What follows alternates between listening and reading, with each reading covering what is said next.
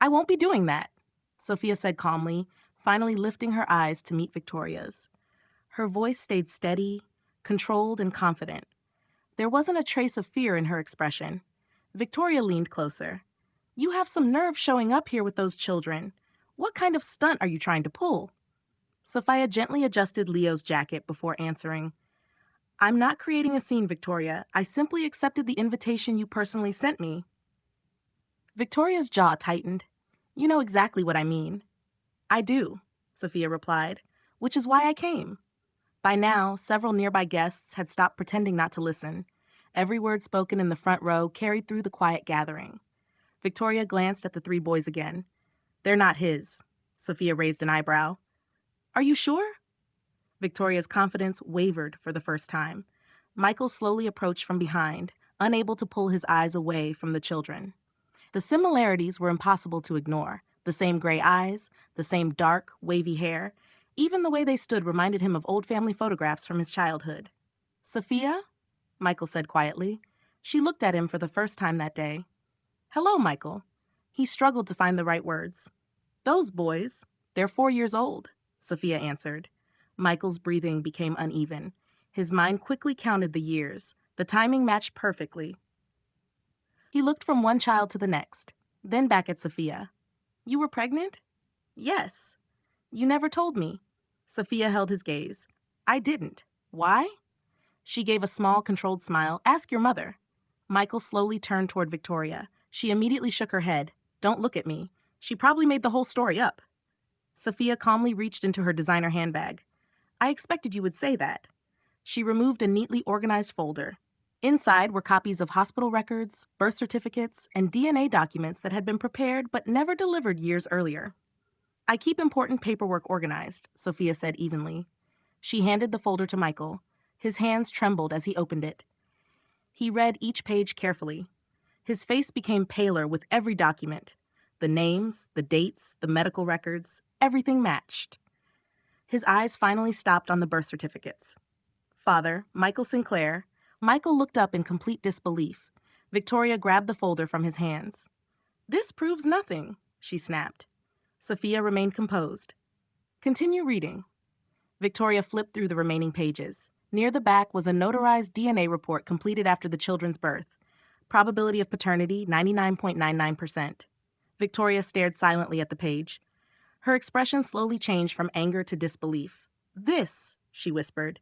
This can't be possible. It is, Sophia replied. You hid them from me, Michael said quietly. Sophia looked directly at him. I protected them. From me? From everything surrounding this family. Michael lowered his head.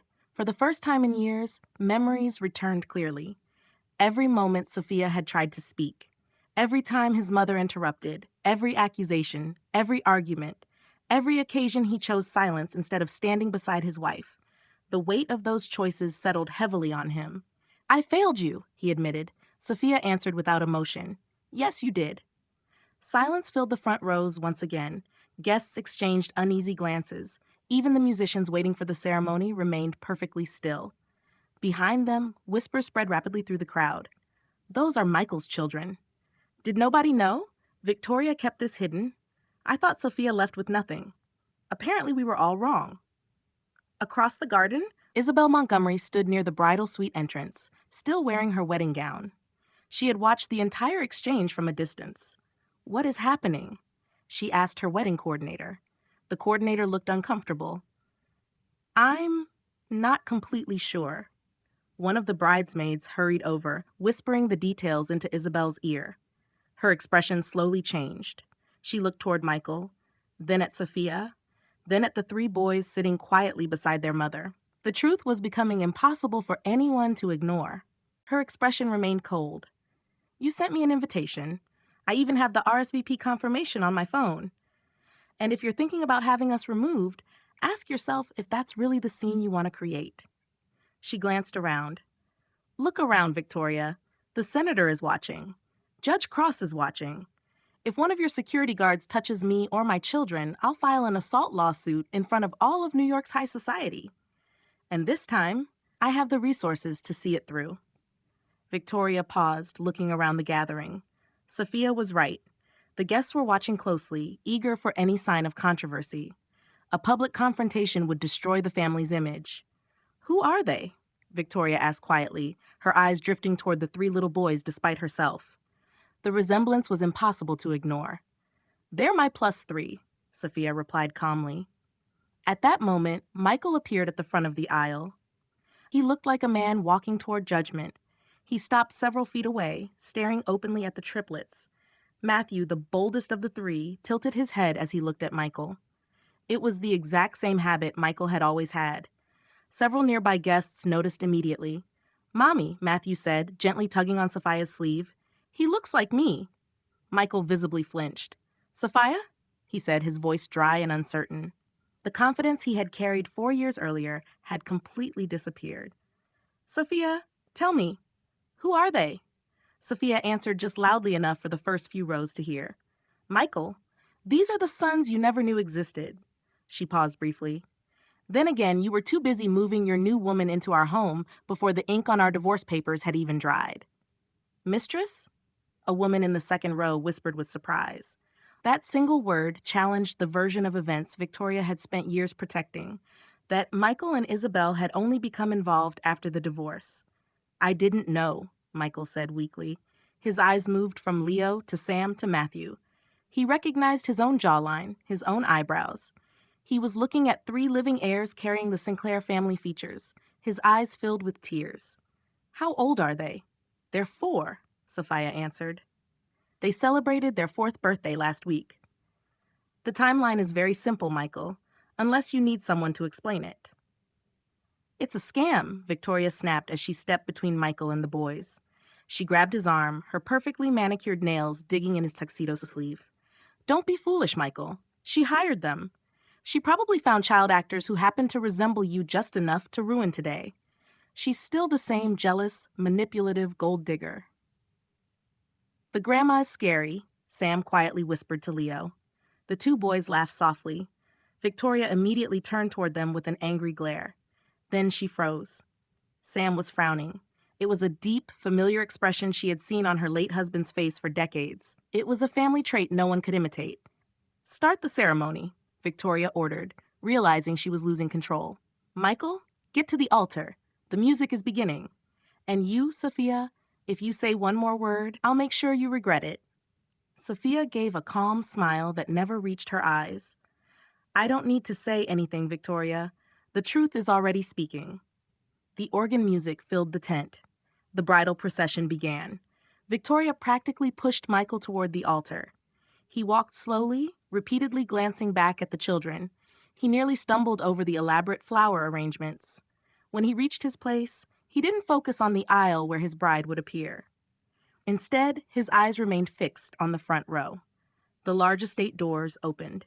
Isabel Montgomery stepped inside. She looked elegant. Her custom Verawang gown featured delicate lace and an exceptionally long tulle train. She carried a cascading bouquet of white orchids. Beside her, Senator Montgomery proudly escorted his daughter toward the altar.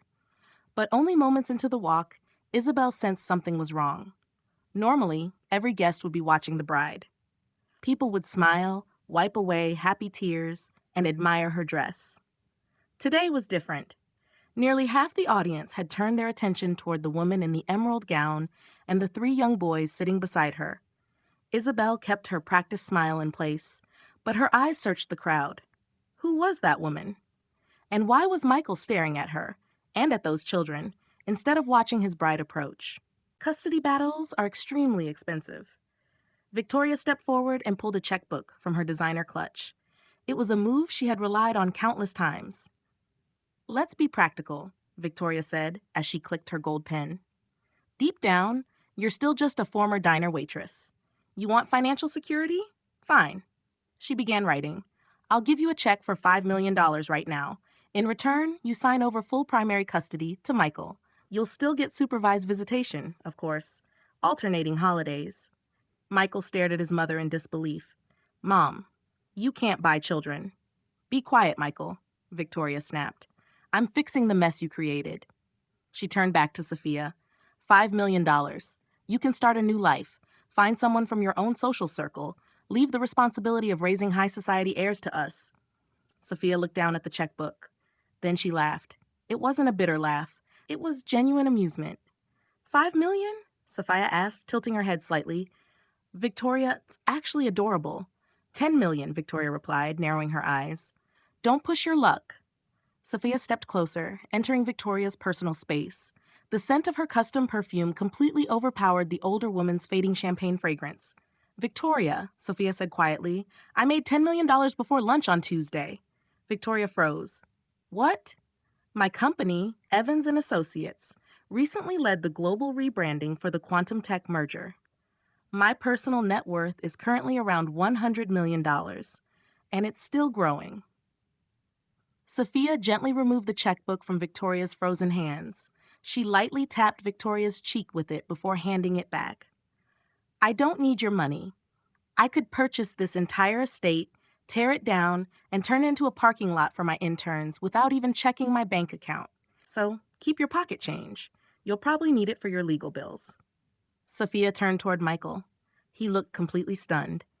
You wanted a wedding, Michael? She asked. Instead, you got a funeral. Goodbye? She walked to the SUV and climbed inside. Sophia, Michael shouted, pounding his fist against the tinted window as the large vehicle slowly pulled away. Please, I want to know them. The motorcade didn't stop. It moved smoothly down the long driveway, leaving only dust behind as the Sinclair family stood among the ruins of what had been planned as a perfect wedding day. The fallout came quickly. By Monday morning, photos of the triplets covered the front pages of every major tabloid and celebrity news site. Secret Sinclair triplets crash wedding. The ex-wife's ultimate revenge. Sophia's phone rang nonstop. Fortunately, her elite public relations team handled every media request.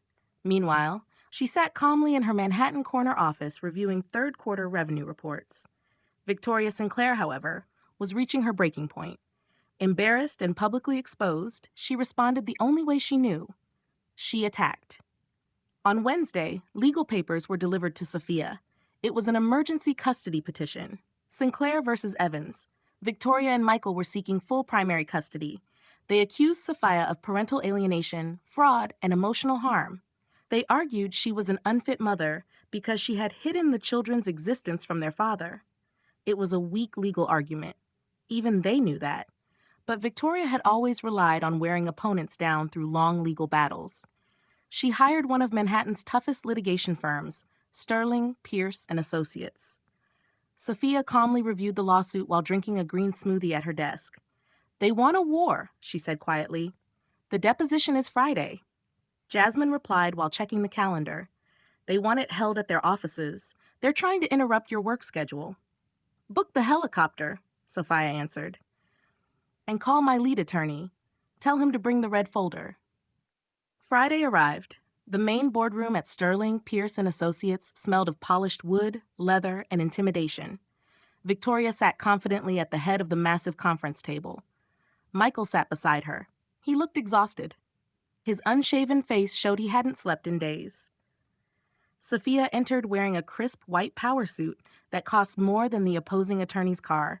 She calmly took the seat directly across from them. Miss Evans? Began Victoria's attorney, Pierce, with a polished smile. Do you admit that you intentionally concealed the existence of 3 children from their biological father? I admit that I protected my children from a family with a well-documented history of emotional abuse, Sophia answered calmly, looking directly at Victoria. Objection, Pierce interrupted. Speculation. It's not speculation, Sophia replied as she slid a thick red folder across the polished table. It's all part of the public record. She opened the folder. Victoria's first divorce filings, restraining orders, sworn testimony from 3 former nannies describing years of severe verbal abuse. Victoria immediately stiffened. That's completely irrelevant. Is it? Sophia asked calmly. We're discussing the well-being of children, aren't we? A family court judge may find it very relevant that the grandmother requesting custody has documented reports of locking children in an attic as punishment. Michael quickly turned toward his mother. You actually did that? She's lying. Victoria shouted. I have sworn affidavits, Sophia replied evenly. From your former nanny, Maria. Remember her, Michael? The one you loved as a child? The one your mother fired because she believed Maria showed you too much affection. Michael's face turned pale. He remembered Maria. He remembered crying for weeks after she suddenly disappeared. "This is baseless defamation," Pierce interrupted, trying to regain control of the meeting.